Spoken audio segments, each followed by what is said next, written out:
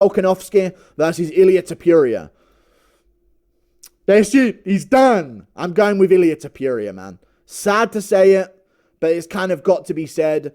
I feel like Ilia Topuria gets this one done, man. I really do. I think Ilia Topuria's got all of the weapons necessary to pull this one off. Fuck, man.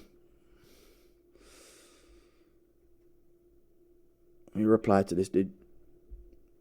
I think he's got all of the weapons to pull this one off. What am I even saying right now? Let me restart this whole breakdown. I got lost. Someone messaged me. I've got Ilia Topuria. Good everywhere. Tough. Good conditioning. There comes a time, where we always have questions about contenders. Can they do this? Can they do that? Can he do this? What's his weakness here? Is this going to be a problem for him? Topuria has had a rise that has successfully answered all of those questions. He can grapple. He's got submissions. He started as a jiu-jitsu guy. A lot of people don't know that. Great grappler, great jiu-jitsu, knockout power, volume ability, great body shots, good versatility. The only thing we don't know is how he deals too well with kicks, which is going to be a big tell here against Volkanovski, who throws a lot of low kicks. I think it's better for him to deal with Volkanovski's kicks than Yair Rodriguez. It's a lot more Volk's only going to kick low. I don't think we've ever seen a kick from Volkanovski go above people's waist or stomach area. He keeps them very low. Maybe he'll try him out on a shorter opponent here in Topuria. Who knows? But I think Topuria is going to deal well with them. Love his boxing. And he went 5 rounds with Emmett, no problem, and looked really in good condition in that fight. I know it's Josh Emmett, who's not the best, but he's also very, very dangerous on the feet. And Topuria was still able to find his pockets against a guy who could flatline KO him at any moment in Josh Emmett. That's impressive. I love watching a guy win a 5-rounder against a KO artist who's got power all the way through a fight. But in this fight with Volkanovski, I don't think Volk's got the power to earn too much respect from Topuria. His low kicks are going to be a factor, but I think the only reason that Topuria was standing the way he was against Josh Emmett with that lead leg turned over, ready for low kicks, is because Emmett don't throw low kicks.